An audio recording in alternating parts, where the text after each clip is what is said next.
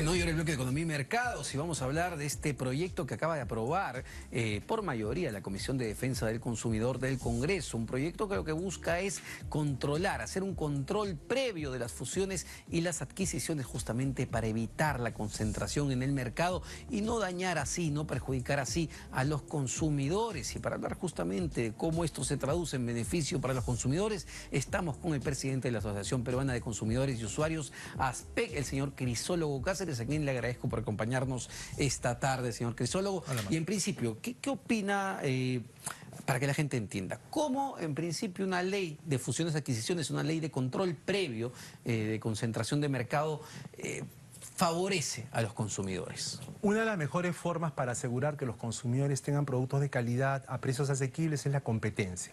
Cuando dos o más competidores compiten entre sí en el mercado, dan mejores tarifas, mejores productos, mayor cantidad de ofertas, etcétera, porque se están disputando la preferencia de los consumidores. Ejemplo clarísimo de ello es el mercado de teléfonos celulares, en los cuales hay una gran pluralidad de paquetes, equipos, etcétera, etcétera. Entonces los consumidores tienen una gran opción para elegir. Ese es el beneficio de la competencia. Pero ¿qué ocurre cuando no hay competencia? Es decir, cuando dos empresas o una empresa, lo que es peor, domina el mercado. Al no haber competencia, esa empresa impone condiciones que al final los consumidores tenemos que pagar.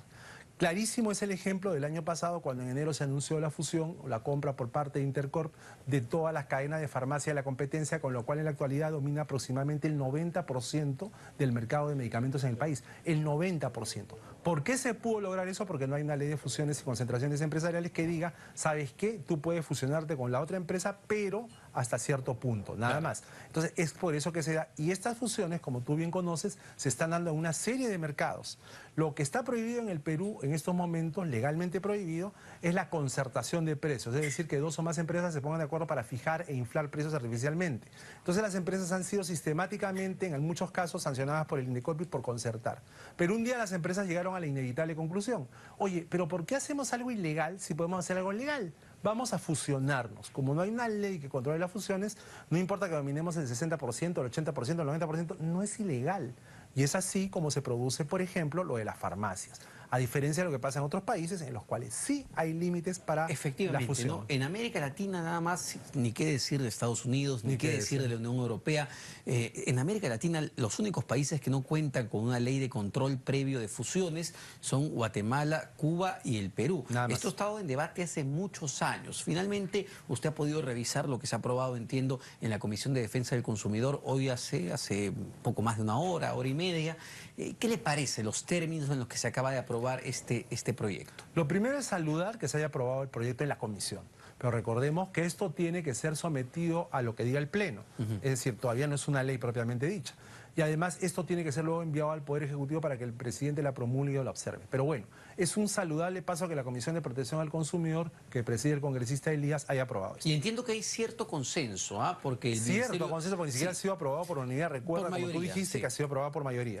Me refería también a que ha habido un consenso de parte del Ministerio de Economía, Indecopi, la SBS, la Superintendencia del Mercado de Valores. Han participado, digamos, una serie de actores técnicos en la elaboración de este proyecto. A ver, pero recordemos que el Indecopi y las otras entidades que has mencionado han venido teniendo opiniones favorables por años. Sí. Sin embargo, a pesar de que siempre han tenido opiniones favorables y que el Fondo Monetario Internacional y que diversas organizaciones nacionales e internacionales han dicho hay que tener esta ley, no se daba. Por eso, repito, es un saludable paso que se haya aprobado. Lo segundo, hay algunas cosas que trae esta ley aprobada. Por ejemplo, el tema de los umbrales, ¿no? Se ha elevado el umbral a 36.000 UITs para que se autorice la fusión. Claro, para que la gente entienda, ¿no? ¿Cuándo va a ser considerado que hay un, digamos, riesgo de concentración? Esos son los umbrales. Ok, a ver, es una buena intervención. A ver, cuando se habla de fusiones o concentraciones, no se habla de que, por ejemplo, el restaurante de Omar Mariluz se fusiona con el restaurante de Crisólogo Cáceres. Ok, se fusionaron, somos una cadena, tenemos dos locales. ¿Eso es importante para el mercado? No, no es importante, porque nuestros dos restaurantes sumados pues son el 0.0008 o 90 ceros.1 del mercado de restaurantes, no son nada. Pero ¿qué pasa? ¿Qué pasa si se fusionan cadenas de farmacias? ¿Qué pasa si se fusionan empresas de gas? ¿Qué pasa si se fusionan empresas que tienen que... de telefonía. Fabricar medicina o telefonía, en fin, que son las únicas operadoras. En ese caso el consumidor se ve perjudicado, repito, porque al no haber competencia todo puede suceder. Por eso los umbrales están referidos a qué porcentaje del mercado van a tener las dos empresas que se fusionan. Si el porcentaje es insignificante, no se va a requerir autorización de nadie. Si el porcentaje está dentro de los umbrales fijados por el proyecto de ley, se va a requerir la intervención del INDECOPI. ¿Y ahí qué le parecen estos umbrales que ha fijado, digamos, el proyecto? Yo creo que son bastante altos y yo quisiera ver, no hemos tenido todavía ni tú ni yo acceso al texto, a la autógrafa, al detalle fino, al dictamen, ¿no? En el cual se explican los montos y los porcentajes, pero de hecho, mi primera impresión es que se trata de porcentajes altos. La segunda novedad que trae esta ley o este proyecto de ley aprobado por la Comisión es el tema del silencio administrativo positivo, en virtud del cual, si dentro del plazo establecido el INDECOPI no dice algo A o B sobre la fusión sometida a su consideración por parte de las empresas, se va a aplicar el silencio en el sentido de que el INDECOPI dijo sí, procedan a la fusión, lo cual en otras palabras es un elemento adicional de presión sobre la autoridad para que haga el trabajo, que no sé si sea muy conveniente en algo que recién se inicia. Claro, sin embargo, el argumento, digamos, para ejercer ese tipo de presión sobre Indecopi era no poner trabas también a, digamos, las operaciones empresariales, ¿no?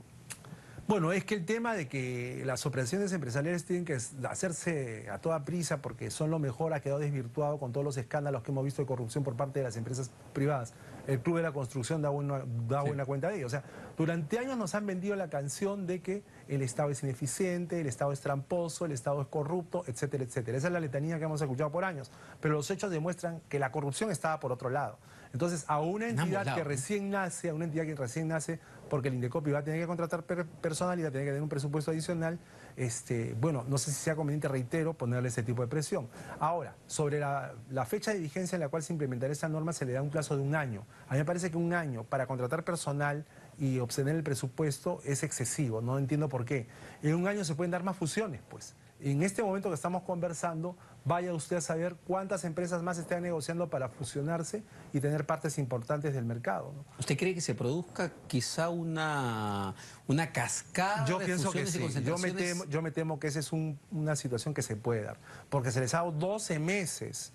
Entonces todas las empresas que están en estos trámites ya saben que tienen 12 meses en los cuales no hay ningún tipo de norma que les ponga alguna cortapisa, algún requerimiento para hacer las fusiones. Pero en fin, quizás eso pueda ser observado por parte del Pleno cuando se ha sometido a consideración del Pleno. Vamos a ver qué pasa. Perfecto, señor Crisólogo Cáceres, presidente de la Asociación Peruana de Consumidores y Usuarios, y esto todavía tiene que debatirse efectivamente en el Pleno del Parlamento. Vamos a ver cómo termina saliendo esta nueva ley para controlar la concentración de mercado que tanto daño hace a los consumidores, ciertamente. Este fue el bloque de Economía y Mercados.